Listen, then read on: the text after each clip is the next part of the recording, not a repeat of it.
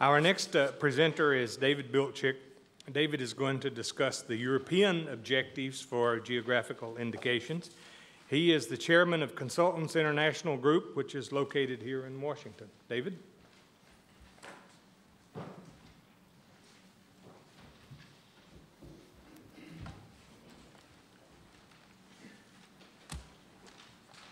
Good morning. How many of you, well, first of all, thank you very much for involving me. I have to warn you, I am responsible for that acrimonious 20-year lawsuit against Maple Leaf in Canada on behalf of Parma ham. And I am responsible probably for other sins that you all think that we've committed about geographic indications. How many of you have eaten Prosciutto di Parma, Parma ham in the last 30 days? Raise your right hand, please. Thank you. Those are the Europeans. How many of you shop in Costco? Raise your right hand, please. Oh, come on. You all shop in Costco. I shop in Costco. We sell more Prosciutto di Parma in Costco than any place else in the world. Why?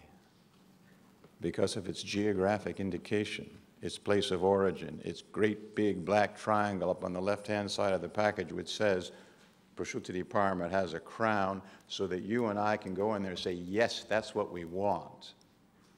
And why do we want that Parma ham, that outrageously expensive, over $20 a pound ham? Because we like it. It's true. Otherwise, my father once said to me, David, you're out of your mind trying to sell ham in the United States for over $20 a pound. The United States is now the largest export market for Parma ham in the world. Thank you very much. Why?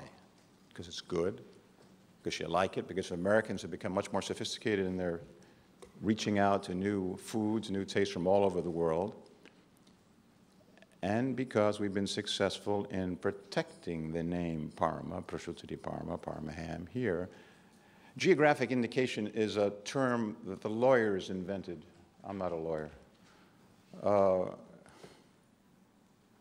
My assignment this morning is to explain why geographical indications are important from a business point of view to the European Union. Yes, we make money on Prosciutto di Parma and other geographical indication products. We certainly do, and we're proud of it, because it helps our economy, our farmers, the retailers, everybody in the chain. You've already heard what a geographical indication is, at least according to the lawyers and the General Agreement on Tariffs and Trade, but it's a legal thing, okay? It's not just European. What about real California cheese? This is a certification mark that the folks out in California have created that in their language assures consumers they are purchasing natural cheese, made in California, exclusively with California milk. That sounds like Parma ham. A little bit different, obviously, but it's getting closer. In other words, the name, the raw material, and the territory, the geographic territory, where it is made are all covered by this American geographical indication. GIs are used to describe place-based products. It's a label of origin. It makes clear the origin of a product. How many of you had a glass of cognac in the last month? I hope it was from France. Roquefort cheese, sherry, Parmigiano Reggiano, which is the way the Italians and a lot of the world call Parmesan.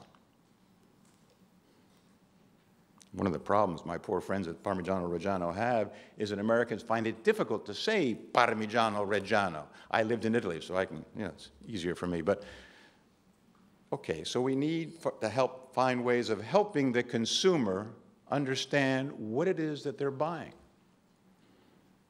because we all are looking for certification, guidance, seals of good housekeeping. The GI makes clear the origin of the apple. Washington apples. I only buy Washington apples. I don't know why, but I like them. The onion, by Daily Onions, okay. Potatoes. You're going to tell me which potato I'm going to say. Idaho potatoes. Are they any better? I don't know. But they've created a mystique about them, and you know they're from Idaho, so you pay a premium for Idaho potatoes. Consumers are reassured by this connection to the land, the terroir, as you said, Professor. Yes, I only want to drink champagne if it's from France. I pay a premium, but I know it's the real thing. I do not wish to drink California sherry. Why should I? California, the people out in California can make a wonderful wine for me, just don't call it sherry.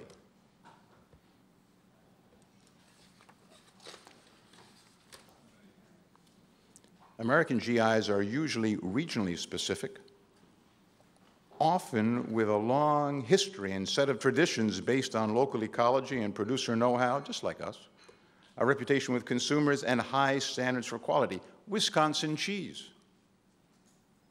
You see lots of Wisconsin cheese in the stores with that great big symbol of Wisconsin there. That's great.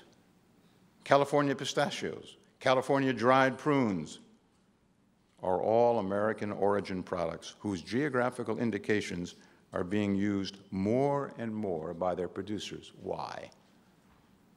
Because they get a premium for them. They make more money on it. They sell more. They export. We were talking about the importance of exports before. Absolutely. The pistachio people are marketing the American pistachios, the California pistachios, all over the world. Fantastic. And they're very clearly labeled and branded as California, or American, but California mostly.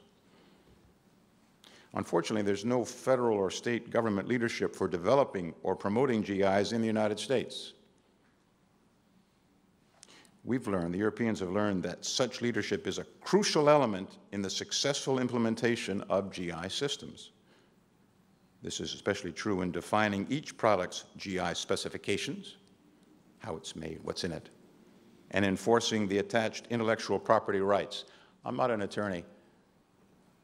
Coca-Cola believes that its name is of enormous value as an intellectual property. Thanks for saying yes, Professor. I appreciate that. I believe that, to much less extent, Prosciutto di Parma, Parma ham, is a very important intellectual property asset of real value. We, the Consorzio, spend a lot of time and a lot of money, as does Coca-Cola, protecting, enforcing that name, that intellectual property. Why?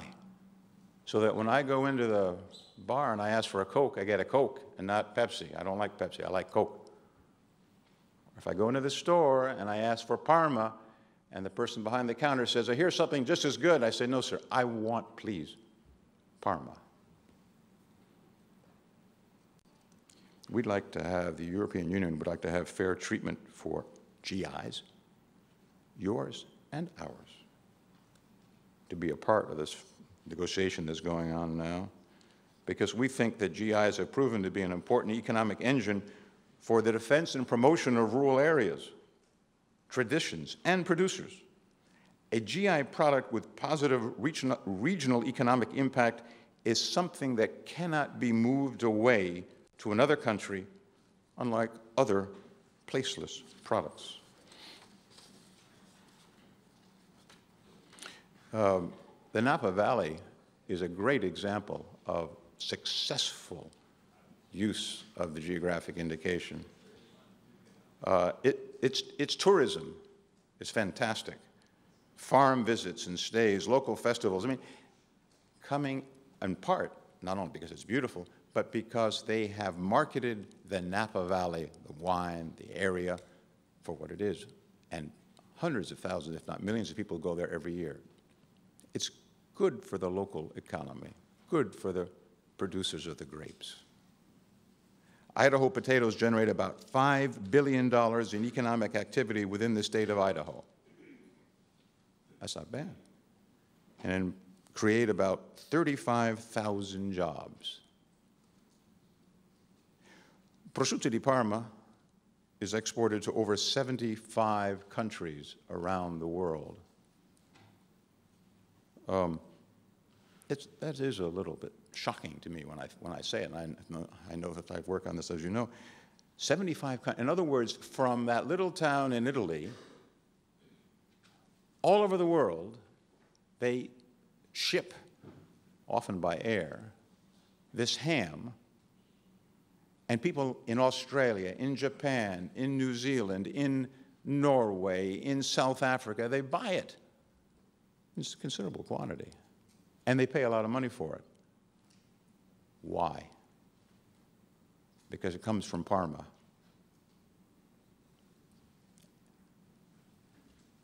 Our business is now about $1.5 billion a year. In the 1960s, when we started marketing seriously Prosciutto di Parma, when the folks in Parma said, well, you know, Julius Caesar ate our ham some time ago, but we've got to do a better job now in selling it to the rest of the world. The business, the Prosciutto di Parma business was about, let's say, 500,000 hams a year. It's now about 9 million hams a year, and it generates a fair amount of economic activity. So we spend a lot of time enforcing this place of origin. Recently, for example, we discovered some Parma-style prosciutto in the United States. Somebody wrote me and said, hey, David, because they know that I'm the enforcer of all this stuff.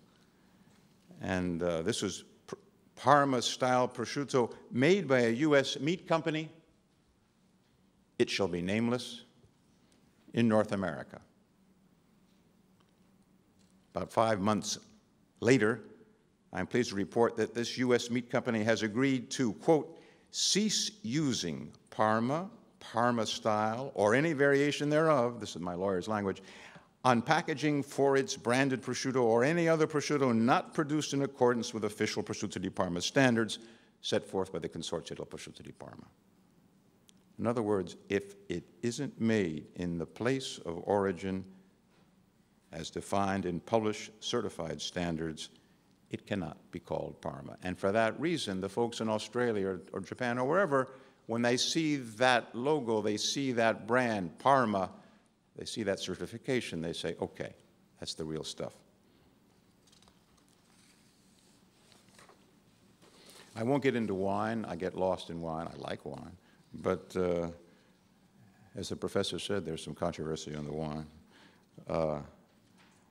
I will just say that if champagne is French from France and sherry is Spanish from Spain, it kind of makes it easier for the consumer if that's what the labels are. I like that label you showed, Professor, of how the Canadian wine industry has reacted to losing the use of port. I'm all for everybody making all the wonderful wines they want to make. Just call them by a name that helps me understand what they are and where they're from and doesn't confuse me.